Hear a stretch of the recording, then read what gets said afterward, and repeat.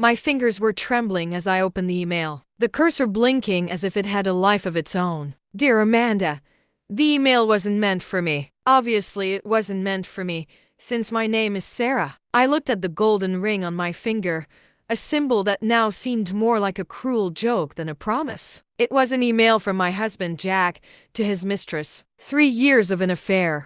3 years of lies right in front of me while I prepared dinner, washed his clothes, and smiled by his side at company events. Subscribe to the channel and leave a like to get access to more stories like this. She's still unbearable. That story about leaving her at the gas station is going to be perfect to melt her down before asking for a divorce. I read the sentence over and over, trying to process it. My 35th birthday would be in 2 weeks. Jack had mentioned a special surprise. Now I understood what that surprise would be. I closed the laptop and took a deep breath. I couldn't let him know I had found out. Not now. I needed to understand more, to know exactly what they were planning. I wiped away my tears, fixed my hair, and tried to look normal when I heard the front door open. Sarah? I'm home. That night, I pretended to go to sleep early. When Jack left for his happy hour with colleagues, I followed him discreetly. The bar was noisy, but I managed to get a perfect spot to observe without being noticed. Jack was there with Amanda. I recognized her face from the social profiles I checked after finding the email. Ryan and Kevin, Jack's so-called friends who I always welcomed at home with smiles and snacks, were there too. So, is it settled for the 15th? Ryan asked, laughing. We're going to take her to that abandoned gas station on Route 27 and just leave her there. Kevin choked on his beer. Man, that's way too cruel. She'll freak out. Jack hugged Amanda. It's just a prank. I'll come back and pick her up after an hour. It will be the perfect push to let her know our marriage is over. Amanda kissed his neck. My stomach churned as I went home alone. I felt humiliated, betrayed, destroyed. But something inside me changed that night. Instead of crying myself to sleep, I turned on my computer. I started planning. In the days that followed, I discreetly gathered all my important documents. I made copies of our bank statements. I transferred small amounts of money to a new secret account. I separated my real jewelry from the costume pieces. I searched every inch of the house when Jack wasn't around, looking for any hidden cash. I found $2,000 in a showbox in the closet, the emergency fund he thought I didn't know about. The 15th arrived. Jack was unusually sweet on the morning of my birthday. I have an amazing surprise for you tonight, my love, he said, kissing my forehead. Can't wait, I replied with a rehearsed smile. Tonight, we got in the car with Ryan and Kevin. They exchanged glances and smiles they tried to hide. We stopped to refuel at an abandoned gas station on Route 27. It was dark and isolated. I'll go buy some snacks, Jack said. Come on, guys. The three went into the empty store. I waited. Nothing happened. After a few minutes, I saw the car headlights turning on. The engine roared and they left, leaving me there in the dark. I heard their laughter fading away down the deserted road. Instead of panicking, I grabbed my phone. I called the Uber I had already arranged. 15 minutes later, I was on my way back to the city. My first stop was a pawn shop that I had thoroughly researched. Mr. Davis, a gray-bearded gentleman, examined my jewelry. These are fine pieces, ma'am. I can offer $5,700 for everything. I agreed without hesitation. I also bought something I never thought I would. A small handgun. For protection, Mr. Davis explained. My next stop was the airport. The flight to Paris was scheduled to leave in 3 hours. Paris, a city where I had never been, where Jack would never look for me. A city where I could reinvent myself. While waiting at the terminal, I received 5 calls from Jack. I didn't answer any of them. The last text message said, "Come on, Sarah. It was just a joke. Where are you?" I turned off my phone when they called for my flight. Jack didn't know it, but he had just given me the perfect birthday present. My freedom. The narrow streets felt like a maze, and the French signs were indecipherable to me. When I finally found the place, an old building with peeling paint, I felt the weight of reality on my shoulders. The room was tiny, with a single bed and a window that overlooked a brick wall. But it was mine. I sat on the edge of the bed, looking at my empty hands, without a ring. For the first time in years, I didn't have to answer to anyone. The thought was both liberating and terrifying.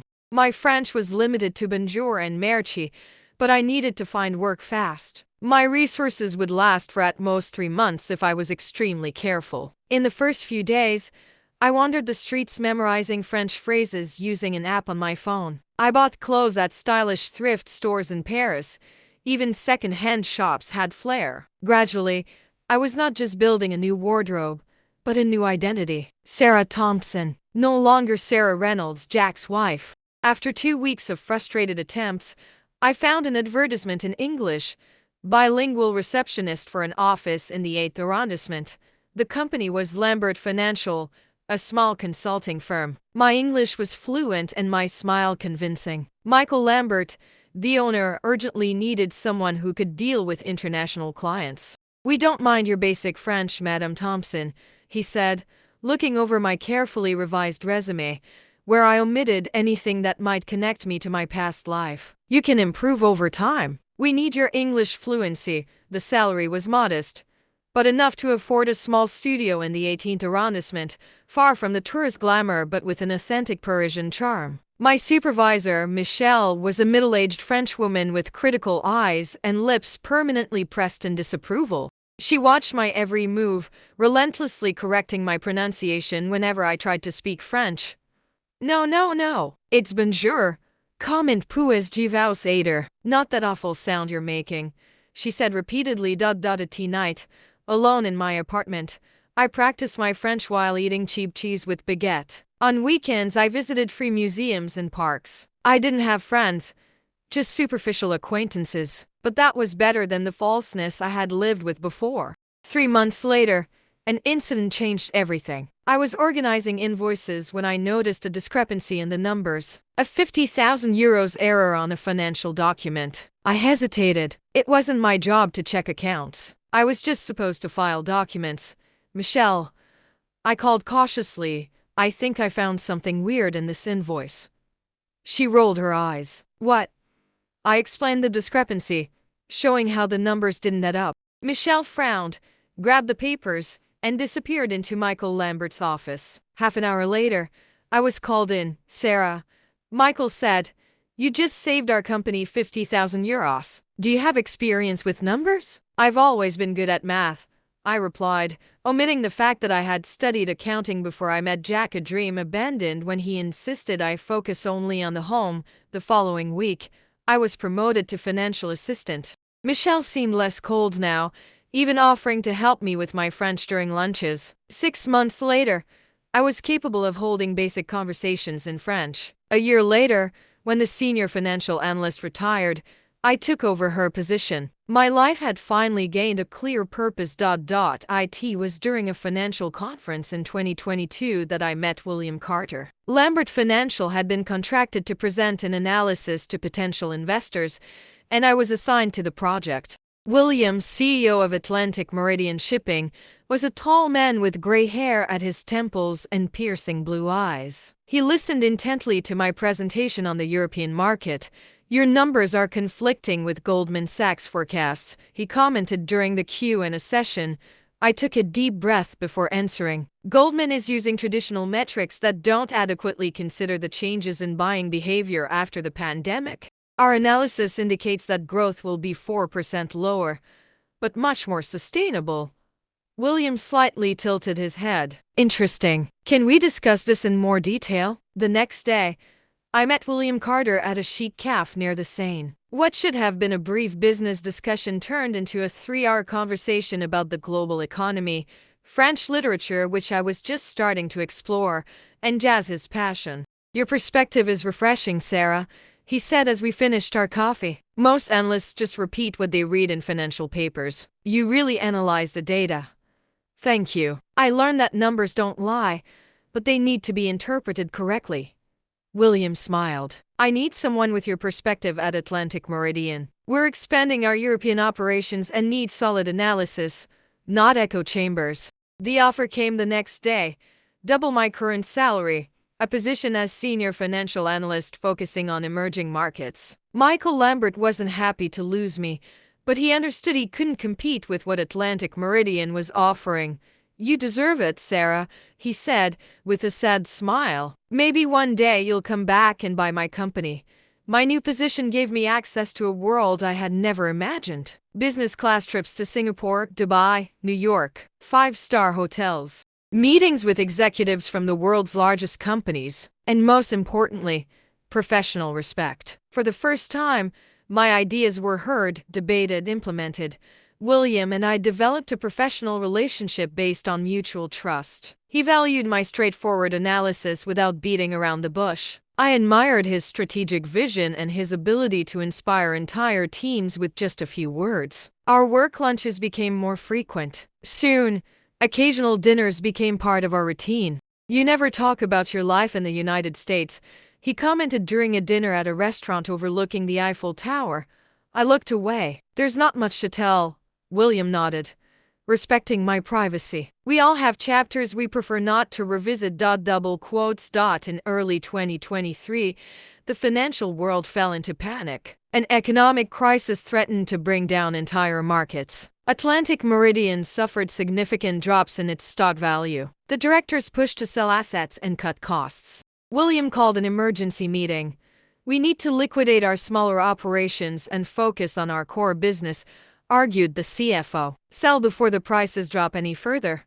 I remained silent, studying the charts projected on the screen. William noticed my expression. Sarah, you seem to disagree.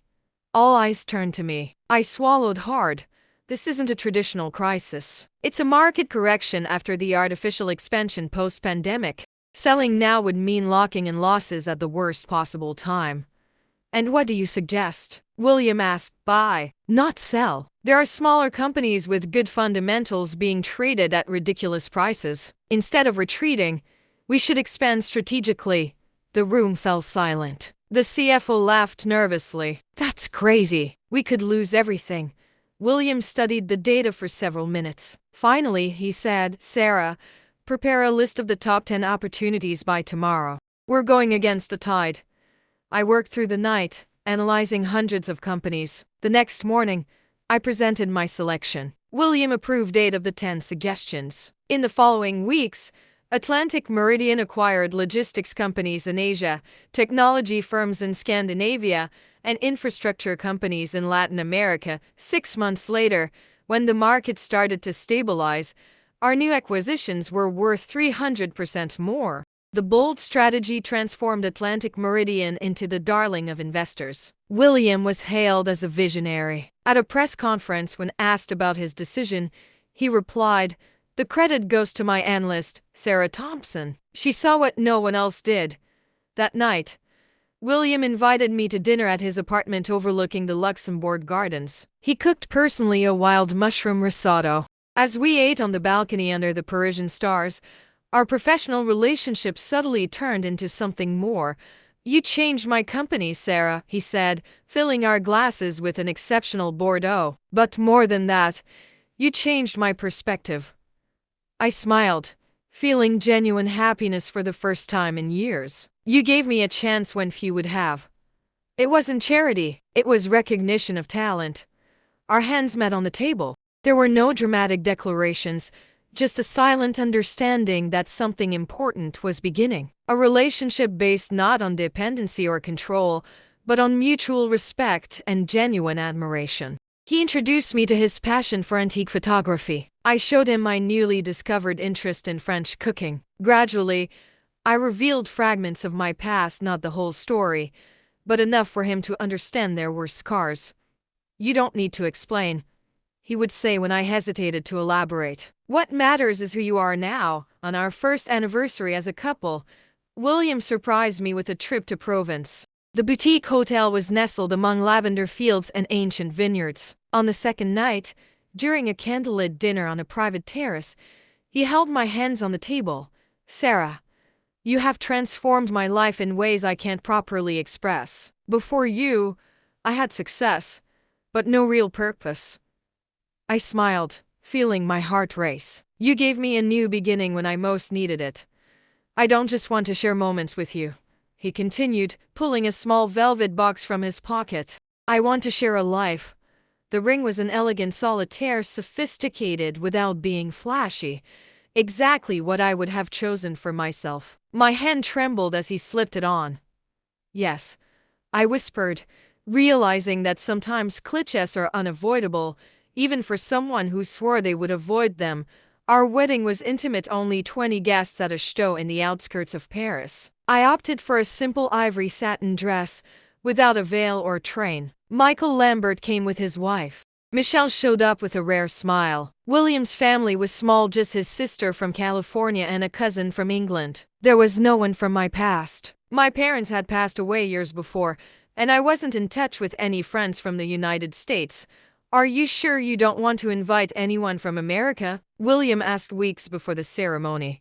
I am. My life really began when I arrived in Paris. After the wedding, I moved into William's apartment overlooking the Luxembourg Gardens. I kept my little studio. I donated most of the furniture, but kept some mementos from my early days in the city. That apartment represented my independence, my strength. William understood without me having to explain. At the Atlantic Meridian, our professional dynamic stayed the same. In the office, I was Sarah Thompson, senior financial analyst, not Mrs. Carter. My work continued to be judged on its merits, not by my marital status. I received some raised eyebrows from colleagues when our relationship became public, but most quickly realized that my competence spoke for itself. In 2024, Financial Times included me in the 40 under 40 list, the 40 most promising financial professionals under 40. The article mentioned my meteoric rise and unique perspective on emerging markets.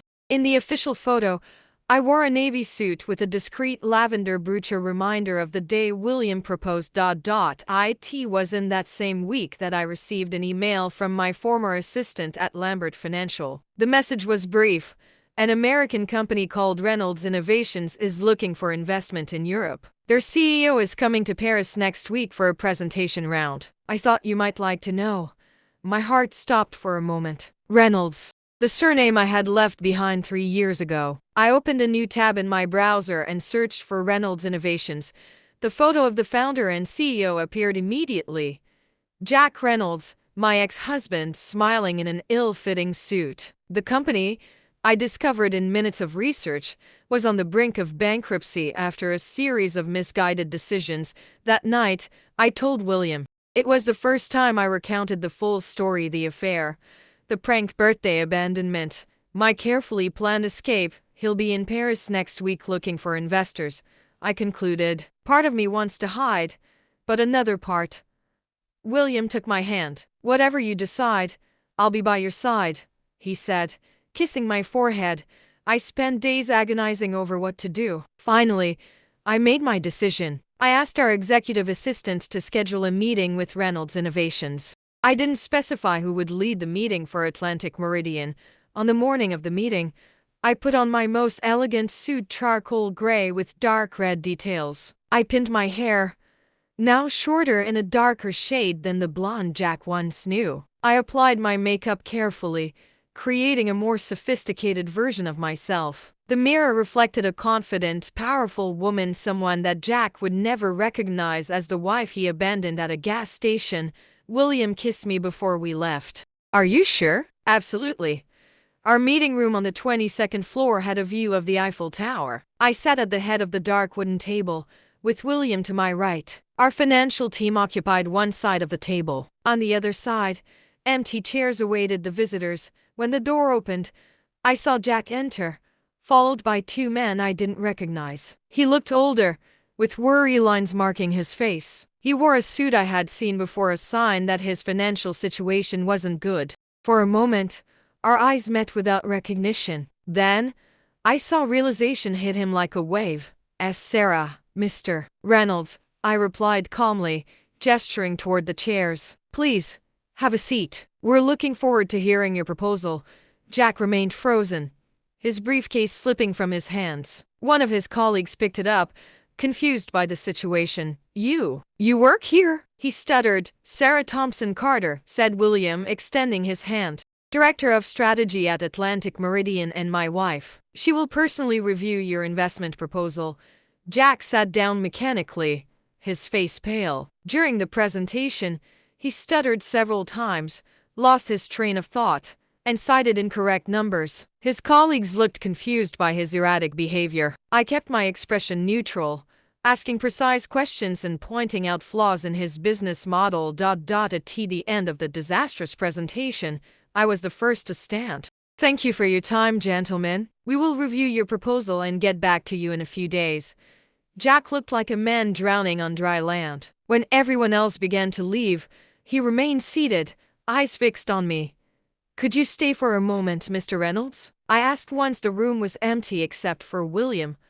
"I'll wait out there," said William, gently squeezing my shoulder before leaving. When the door closed, the silence grew heavy between us. Finally, Jack found his voice. "How? When? Did you just vanish?" "That was the plan, wasn't it? To make me vanish?" I replied evenly. "But you expected me to come crawling back home after that prank at the gas station." Jack ran his hand through his hair. "It was stupid, I know. I looked for you for months. I hired detectives. No one could find a single clue. You didn't look for me on the day you abandoned me. You waited hours before returning to the station." He looked away. "Amanda and I had a fight. She didn't want me to go back to get you. She said you'd find a way on your own, and I did." Jack looked out the window at the magnificent view of Paris, then back to me, to the diamond ring on my hand, to my perfectly tailored suit, to the confidence radiating from me. "You look different." "I'm different. I'm not the woman you once knew."